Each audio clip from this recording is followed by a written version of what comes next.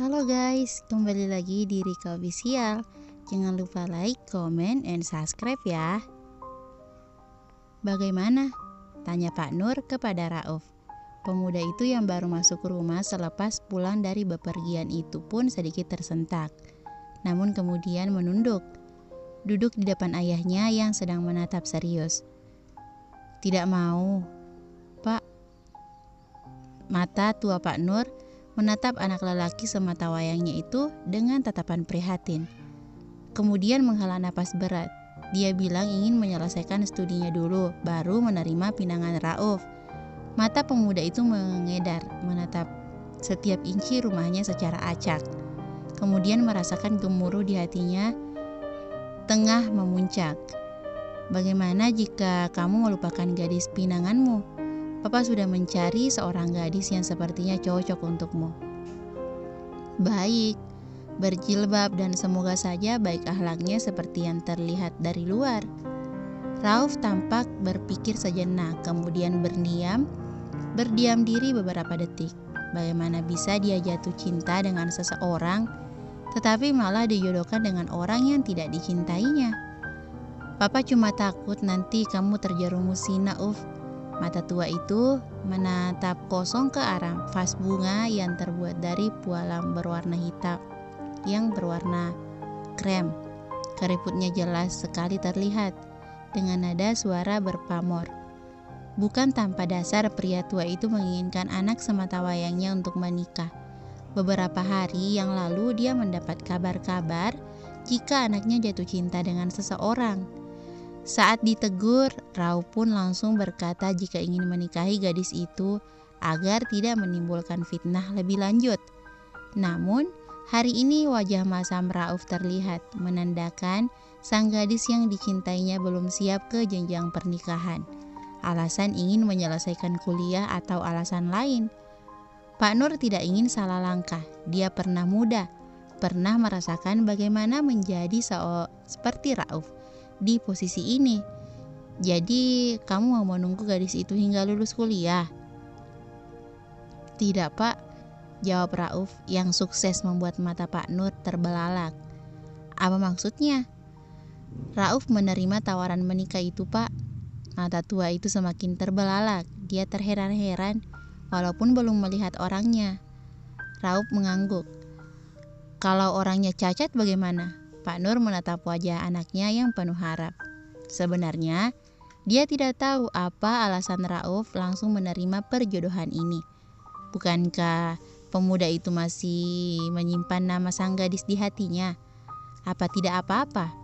Papa bilang orangnya berjilbab kan?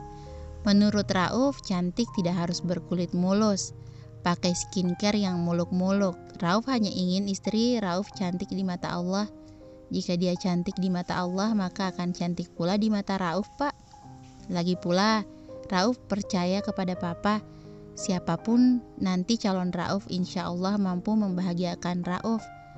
Pak Nur manggut-manggut. Bagaimana dengan gadis yang baru saja kamu lamar? Nanti kalau dia sudah lulus dan langsung mengajakmu menikah, masih adakah namanya di hatimu? Pemuda itu menghela napas berat. Dadanya bergemuruh, ingin menangis tetapi tidak bisa. Lagi pula dia tidak ingin terlihat cengeng di mata sang papa. Rauf insya Allah siap melupakan dia, Pak. Rauf menerima perjodohan ini atas dasar nama Allah, atas dasar ibadah untuk menyempurnakan agama. Rauf bisa perlahan-lahan melupakan gadis itu. Dia menunduk merasakan kecamuk di hatinya. Bukan, gadis itu menolaknya bukan karena ingin menyelesaikan studinya, tapi gadis itu memang tak ingin menikah dengannya. Entah selama ini dia terlalu berharap kepada gadis itu. Oke, kalau ingin tahu, kamu nanti ikut papa ke rumahnya. Bajunya bagus yang mana? Pak Nur mengernyitkan kening memilih baju yang cocok untuk Syifa. Pipi gadis itu bersemu merah saat berulang kali dilihat oleh Rauf. Pasalnya, pemuda itu juga sibuk mencari baju pengantin untuk Syifa. Pak Nur menatap Syifa tanda bertanya ingin pilih yang mana. Dia pun menjawab, terserah bapak saja, saya ngikut. Intonasi suaranya seperti biasa, halus saat didengar. Bagaimana Rauf? Menurutmu cocok yang mana? Rauf tersenyum kemudian memilih baju berwarna biru. Bagus sama kulitnya, apa? Cocok. Kembali wajah gadis itu bersemu merah. Untung tidak ada yang tahu itu. Jika iya, dia ingin menenggelamkan diri di Sungai Nil untuk beberapa waktu agar tidak terlihat. Sedangkan ibu dan bapak, mereka sibuk melihat-lihat baju. Pak Nur yang membiayai baju mereka berdua. 3 jam berputar-putar di butik ternama itu, akhirnya Syifa menyerah, membiarkan ibu dan bapaknya memilih-milih baju dengan sangat antusias. Dia menyandarkan tubuh di tembok, dengan sedikit membungkuk, kemudian memijik kakinya yang sedikit letih.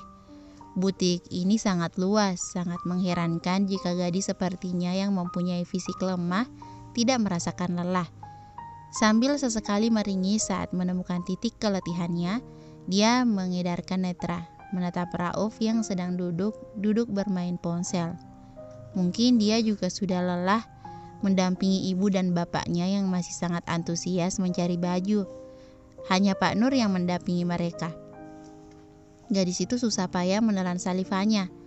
Calon suaminya itu benar-benar berparas tampan. Hidungnya runcing, alisnya tebal, kulitnya bersih, dan mata hitam tajamnya meneduhkan jiwa. Beberapa detik berpikir dia berinisiatif untuk menghampiri Rauf. Bukankah dia sebentar lagi akan halal dengannya? Dengan jemari yang meremas rok, kaki yang sedikit demi sedikit melangkah, memangkas jaraknya dengan Rauf. Dia merasakan dadanya tengah berguncang. Rasa yang belum pernah ada dalam dadanya kini tengah merajalela. 2 meter, semeter, dadanya semakin berdegup. Napasnya kian tidak teratur. Berkali-kali dia menghela nafas dan merasakan keringat mengucur deras di setiap tubuhnya. Mas Rauf, sapa Syifa. Pemuda itu perlahan mendongak, menatap mata Syifa dengan tatapan tidak bisa dideskripsikan. Bukan membalas, dia hanya tersenyum sekilas, kemudian melanjutkan kesibukannya bermain ponsel. Syifa berusaha duduk di samping Rauf, tapi masih menjaga jarak. Dia tahu jika mereka belumlah benar-benar sah. Jadi dia mengambil jarak sekitar 2 meter dari Rauf. Pun dengan Rauf yang kemudian menggeser posisi duduknya menjauhi Syifa. Syifa tersenyum kecut, tetapi kemudian berpikir jika memang Rauf adalah pemuda yang sangat menjaga agama. Jadi dia bisa maklum. Sendiri di sini, Mas? Tanya Syifa. Dia adalah tipe gadis yang supel, selalu bertanya. Ya, walaupun hanya pemuda ini dan lelaki montir, lalu yang dia kenal, namun di kalangan para pemuda dia sangatlah terkenal.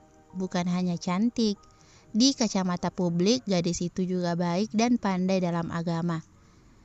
Iya Mbak, Syifa manggut-manggut. Kemudian mengedarkan pandangan ke seluruh penjuru ruangan, hanya ada baju pengantin dan kebaya sepanjang mata memandang. Di adat Jawa biasanya jika memanggil taksim seseorang perempuan dengan sebutan Mbak, walaupun si pemanggil lebih tua dari yang dipanggil. Tak butuh lama, ibu dan bapak selesai mencari baju. Pak Nur segera menuntaskan administrasinya. Hanya itu percakapan kecil permulaan calon pengantin baru. Tidak ada yang berlebih. Untuk sekedar berbasa-basi, misalnya, sudah kerja di mana, Syif? Atau si gadis yang bertanya, menurutmu pernikahan kita mau dibuat seperti apa? Pukul 10 malam, akhirnya Pak Nur mengantarkan mereka pulang dan memutuskan menyambung musyawarah di rumah Syifa. Memang, Mama Rauf sudah tidak ada sejak dulu, meninggal. Maka dari itu pria tua itu sibuk sendiri. Tidak ada lagi wanita yang mau diajak berbagi kesibukan dengannya. Rencana pernikahan mereka tidak terlalu ramai. Entah apa yang melatar belakangi Rauf untuk berkata demikian. Bahkan dia beranggapan untuk menikah tanpa ramai-ramai. Datang di KUA dan hanya keluarga inti saja yang mengikuti. Dengan dalih tidak ingin boros dalam membelanjakan harta. Namun rencana Rauf ditolak mentah-mentah oleh Pak Nur. Bukannya ingin boros, tetapi lelaki tua itu ingin merayakan hari kebahagiaan anaknya dengan sangat baik. Papa, tapi jangan boros, Pak. Lebih baik sisanya nanti ditabung. Bukankah Papa sudah terlalu tua, Uf? Papa bisa saja memberikan itu yang terakhir sebagai sebuah momen yang paling berkesan untuk hidupmu. Perkataan Pak Nur itu menyambar hatinya. Berkesan? Apa yang berkesan? Menikahi seorang yang tidak dicintai? Menikahi seorang gadis dengan dalih ingin melupakan cinta pertamanya?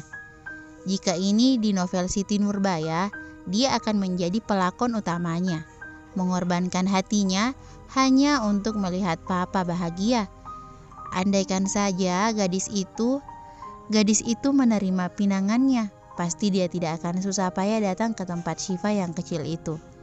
Hati pemuda itu kembali meregang, perih sekali seperti ditusuk beribu belati. Membayangkan itu saja membuat orang lain bergidik ngeri. Minggu depan akad pernikahan kalian. Kalimat itu memecah lamunan Rauf. Minggu depan, Pak? Tanya Rauf terkejut. Pak Nur mengangguk mantap, sedang Syifa menatap Rauf dengan tatapan tidak bisa diartikan. Syifa tahu ada seseorang di hati calon suaminya. Gadis itu, ya, Humaira. Bersambung.